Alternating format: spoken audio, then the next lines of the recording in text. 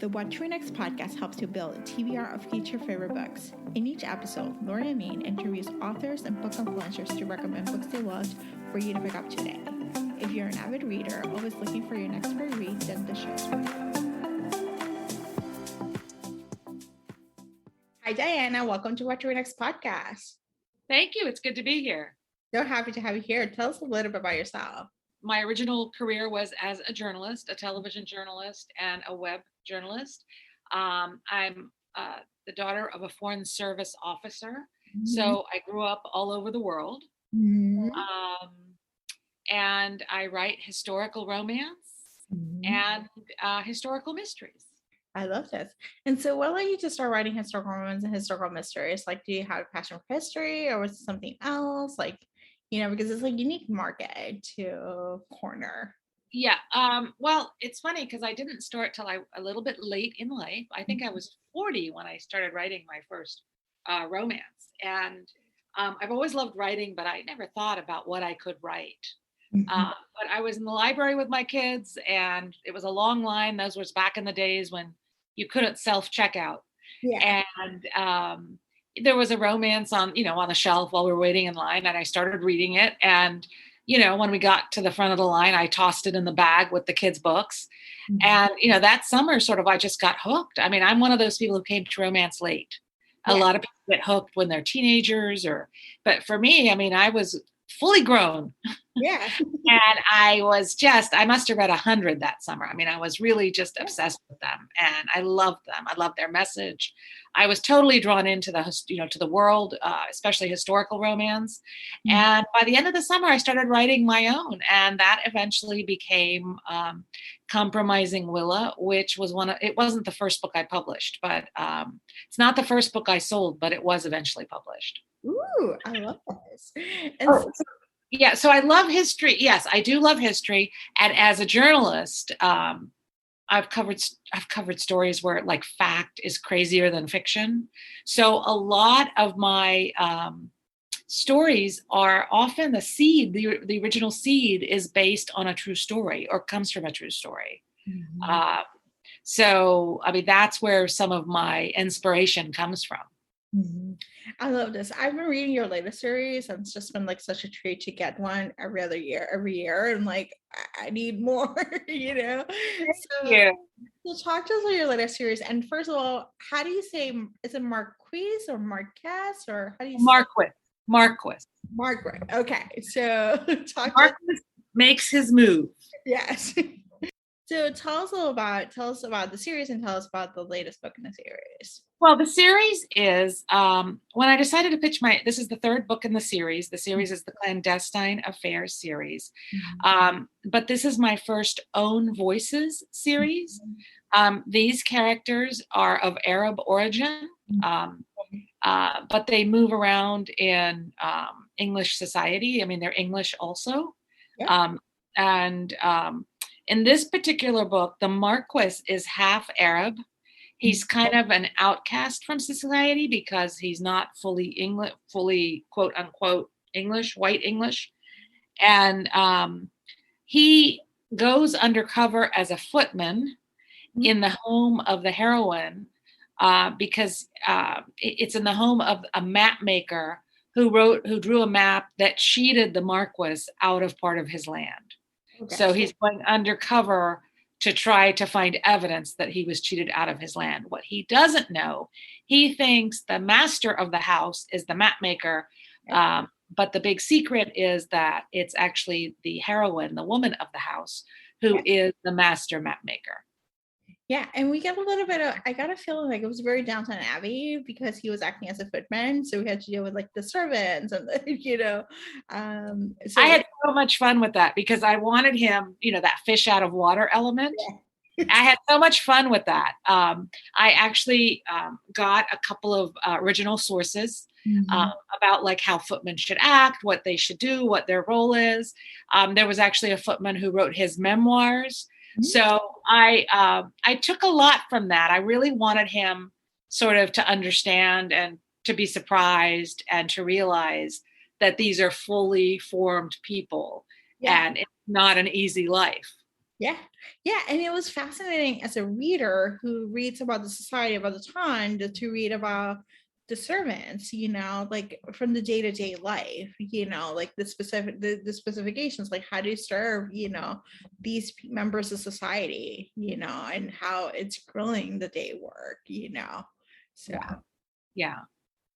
I love, let's talk about the bone setter, the Viscount who The Viscount made me do it. yes. I was like, I had the title in my head, but I was like, I love. I'm terrible at titles. I mean, it's amazing I can remember my own. I'm terrible at titles. Yeah. So I'm gonna talk about the bone setter because I really love the fact that she was a working woman, Yes. And I really, so she is, again, she is the Arab, well, she is the English daughter, English born daughter of Arab immigrants. Mhm. And there's a family tradition of bone setting in their family. And so she learns it from her father. And so she is a bone setter. So, and, she, of course, the Viscount comes to see her again. The Clandestine Affairs is because everybody's pretending to be somebody else in this series. There's a lot of that. So the Viscount comes to see her. Now he does have a mangled shoulder because he was in the war and he fell off a horse. And that case I actually took out of, again, a primary source written by a bone setter and or written about bone setters and about original cases. And what was so interesting is that a lot of these people who had dislocations, they just suffered. The regular doctors did not know how to treat this. Wow. Bone setters did, but they were considered charlatans. They were considered kooks and cheats. And so it was a very interesting, I loved giving her that job. And like I said, I often base my characters on real people. And there was actually a woman bone setter. And of course, because I wrote this book a couple of years ago, now I forget her name, but she was very well known for being a bone setter. And, she was known for, solving a curvature of the spine for a very well-known doctor in London at the time. And she was very well regarded. So, and I thought that was fascinating. I mean, that's why I gave the heroine in The Marquess Makes His Move. I had written a story, a journalistic news story, about how young American women, mostly students, were among the best map makers in early America. And the reason was they were when they were being taught, the drawing of maps was a way to sort of bring the country together and have a feeling that you were a country together because it was such a young nation. And these women did really beautiful, meticulous maps. But as happens in history, women don't often get the credit they deserve. And in this situation, a lot of the map makers, and this was in England primarily, and probably in America too, but I was researching, I moved my research to England. They would not put their names on their maps because maps by women would not get as much money. It was thought they would not bring in as much money. So they would often put in their initials on these maps. So that's why I was inspired to make my heroine the map maker, but the master of the house, which is her husband. This is unusual because my heroine starts off married in this book.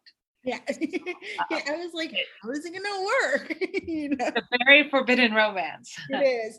But I love the fact like there's somewhat angstier books. Like you're looking for a little angsty, a little more emotional.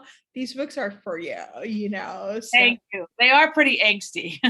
Thank you. That's true. Awesome. So switching topics, let's chat about what has sparked joy over the past couple of years. We've gone through some tough times, but it can be music, writing, books, hobbies, whatever it is that may have just joy. For me, what has sparked joy is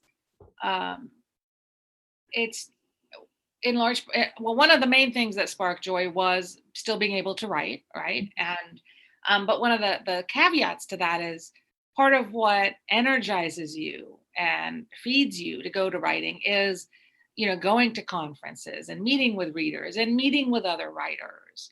Yeah. So it was a shame to lose some of that. I mean, that was difficult. I'm doing a lot of yoga, so that has sparked a lot of joy for me. We even emptied out the guest room and made it into a yoga studio. Yeah. So, and actually not having to move furniture makes me do yoga more. Yeah. So, and the whole family's kind of into it now. But so yoga has really sparked joy. It's kept me centered. I mean, I was, for part of the pandemic, I was going to the, to the public, to the yoga studio outside. Yeah. But with Omicron and, I don't go anymore. I just do it at home. Yeah. So that, and really just a renewed appreciation for socializing with people. And my brother, we did both Christmas and Thanksgiving at his house, but outside. And he built these large fires. And it was fantastic. It was just beautiful to be sitting. And we were just lucky also. We had pretty days. It was like sunny and in the 50s. Oh, nice. And with these fires. And it was just a real joy to be with family, to be sitting outside on a beautiful sunny day, for everyone to be doing well, and sort of just to appreciate the fresh air. So, what sparks joy, I guess, is, seeing people, because it's a new appreciation, right, for being able to see people and to socialize with them. Yeah. Let's see, what else? And so that's pretty much it. The writing. Oh, and one of the things was I have kids in college, and, they were sent home, and, we're doing college from home. So that was time I never expected to have with them, my college kids, because they were home 24/7. We were having dinner together every night. Yeah. Oh my gosh. I don't know how thrilled they were. They probably would appreciate it. Looking back, they might appreciate it. I don't think at the time they'd probably be like, but I wish I was in college, Exactly. So I would say those are the things. Oh, that's a great way to look at it. So let's chat some book recommendations. Do you have any books you recommend our listeners to pick up? I've just finished reading Sarah MacLean's Bombshell. Yeah. And I just love her, and I love her books. And I mean, her book is, I love how they're, it's a female girl gang, and they're just so badass. Can I say that? Yeah. And I just love the way she explores women and their power, and how they break down norms in society. So I'm really looking forward to the next book in the series, and I would recommend Bombshell for sure. I'm not a big mafia romance reader. I mean, mafia romance reader. Yeah. But I did read one. It was the debut by an author named Mila Finelli, Mafia Mistress. So good. Oh my God. So good. And I mean, I just started reading it, and, I would devoured it in 2 or 3 days, which is good for me because, I do have a 9-to-5 job. And then her second one has just come out, and it's called Mafia Darling. So, I mean, just really sucks you right in. So I've really enjoyed those.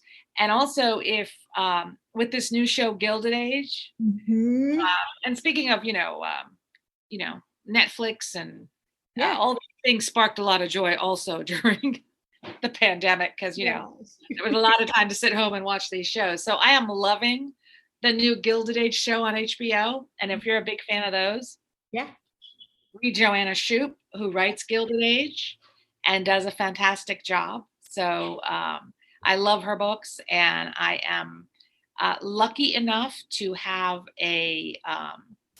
it's not even an arc. It's just the manuscript. She just sent to me for her 4th book in her current series. The Duke Gets Even. So I'm going to start reading that this weekend. I'm very excited. And so if you like Gilded Age, check out Joanna's books. Yeah, I love Diana's books. They're so good. They're like, I think they're like when you get a break from, English society, just move to New York in the 1890s, I love it. I love that time period. I love what she does with it. Yeah. And yeah, so if you haven't read her, to the people out there, try it. Go do it. Yes, go do it. Awesome. Diana, tell us where you can find you online. I am on Instagram at Diana Quincy Author, Diana_Quincy_author. I'm also on Facebook. I joined TikTok last month. So if you want to see me making a fool of myself, go find me on TikTok also. Awesome. And my website, dianaquincy.com. Yay. Awesome. Thank you, Diana, for being on the show. Thank you so much. This was fun and it was quick. If you enjoyed this podcast, feel free to share with friends, subscribe, rate, and review the show. This is the easiest way to support the podcast.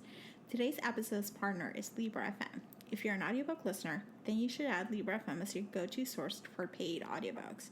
Libra FM makes it possible for you to buy audiobooks through your local bookstore.